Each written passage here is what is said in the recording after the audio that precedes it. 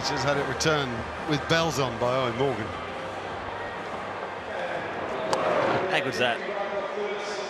First ball, bang. That's what he can do, though. That's his strength. Well, there's 3 men deep on the onside, so they're really guarding the boundaries. Well, George Bailey is sort of employing that tactic to Morgan, so he can't hit in the air with ease. He has to really try and pick the gap out. So first ball, that courage to play that shot has paid off. And the mind of George Bailey, the captaincy of 2020, it's going at 100 miles an hour. He's trying to squeeze another wicket at this stage, which should be very costly for England. But Joe Root, 14 from 6. Yeah, Mark Taylor picked it a moment ago. Much better footwork, as if the need for runs immediately in this form of the game has got him going. Tended in the test matches to get stuck, not just in the crease, but back in the crease. Whereas here we've seen him spring out with the ball, spring back.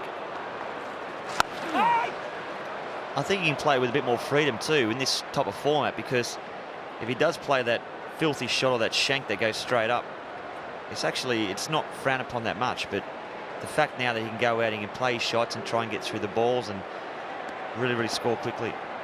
Yeah, without the pressure of the scoreboard as well, because they are making the running now, England. And it's at times he just gets that slap shot. Oh, Brad Hodge, he'll do no wrong tonight. He bowled the first over, he went for a few, he's taken a catch. And the crowd wanted to cheer another catch. It was straight into the ground, though. 39 and back in there. And there's Hodge. Oh, has he got a run out? There could be 60,000 people at the MCG going berserk in a moment. I'm not sure. Surely not. The dodgeball, as he's known, threw off balance, but I do believe he was in, Mark. Well, I think you could be right, but I still think the piece of field is worth a look. He has to run to his left side, so he has to run around the ball. A direct hit now, he's all right as Morgan. Yeah, but he's grounded his bat. People will be saying his bat's in the air. If you ground it, and then it lifts again, so it bounces, you're all right. So I think he's all right. He grounded it just beyond the line, and he's in. But it was a fabulous piece of fielding. Because effectively you're throwing off balance. You're throwing against the angles of your body. So that's grounded there. Yeah, it's a good point. If it was to bounce before the line and then be in the air, then you're in a whole lot of strife. You're in a whole lot of strife. So they're looking at that, but well, the glove. Well, that's slid in behind the crease, and then it bounces up. And the bails are up there, so we're testing that law. If this is given out on the strength of that, I would believe it's incorrect. And the way it's been replayed, I wouldn't be surprised if it's going to be given out. It can't be out, though, because he's grounded his bat. Well, it's going to be given out because he kept looking at the bat in the air and where the glove was. And there it is, confirmation.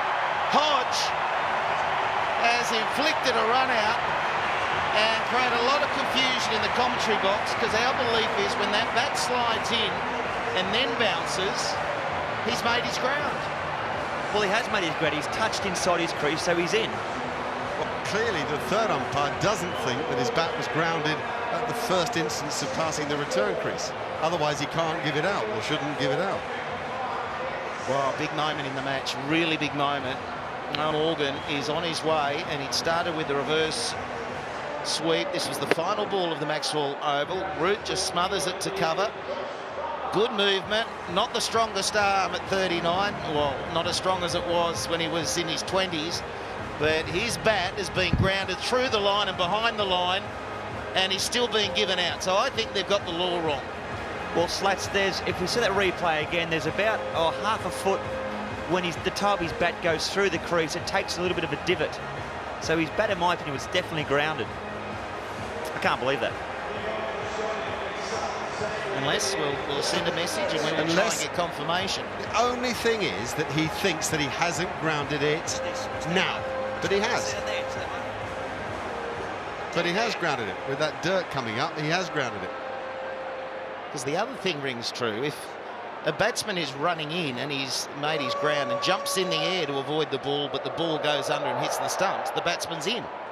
So it's sort of similar to that, but different in a way. But look, we need to find out exactly what has gone on there as Muirhead comes into the attack. The youngster who played his debut match 2 nights ago, got the 1 wicket, took a brilliant catch in the deep, and might be a little bit more settled this evening.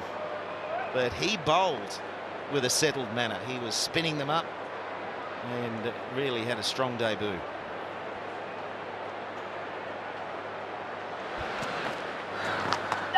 Look at the turn. Wide. I noticed on Twitter the other day that Hodgie sent out a tweet to say that he's dropped the kids off at school, had the magic run, then got the call from the Australian selections, and to say that he's been called up was a perfect day. Well, when you haven't played for 6 years and you're 39, you don't think you're going to be playing again. Particularly the form of the game that needs you to be really on it and spring in the step, and there's no time to have a moment. Balls, here's the catch. He moved so well to his left. That took some catching. And then the run out. Well, I just think it's fantastic that he's been given the opportunity. If he's doing well in other formats of the game, like the Big Bash, everything like that, and he's been given his opportunity. I don't care if he's 39 or if he's 34 or 41. It doesn't matter. And the thing about Hodgie, he loves his cricket. He loves the big crowds. He always plays better in front of a big crowd. Double 100 in Test cricket. Loves the chance to play for his country. Can get a little bit intense. It's good for the Big Bash, isn't it, at large? It's good for domestic cricket in Australia that you perform, you can play. Well, it proves to everyone it doesn't matter how old you are. If you're playing cricket somewhere in Australia, you could get called out. And this is very much in mind with the World Cup around the corner. So that's what they're looking at. They want him to go to the World Cup. Otherwise, you would not play him tonight. When I was in the PM's 11, I had a chat to Hodgie. I asked him if he was retired or if he's still going to play, and he says, I've never retired. So I asked the question, if you got the call up, would you play? He says, of course I would. Why wouldn't you? Oh, that's no, I think the selectors called a few of the old boys, him being one of them. Would you be interested? And he said, of course I would be. Mike Hussey, I think, was asked the same question. He said, no, I've retired. Well, that's right. Our other co-commentator hung the boots up. He's getting ready for IPL. Could still be playing. bowling. Nicely bowled. That's just 1 down the ground. 8 overs have been completed. The run rate coming back, 4 for 60.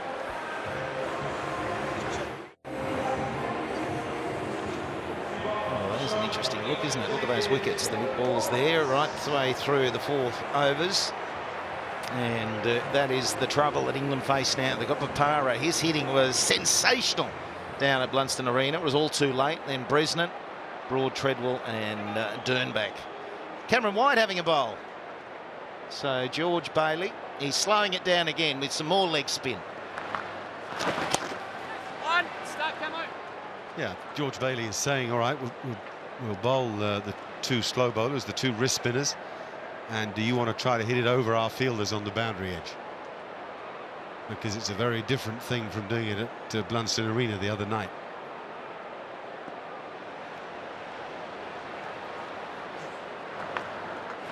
Catch! It won't carry. So in the deep where you'll find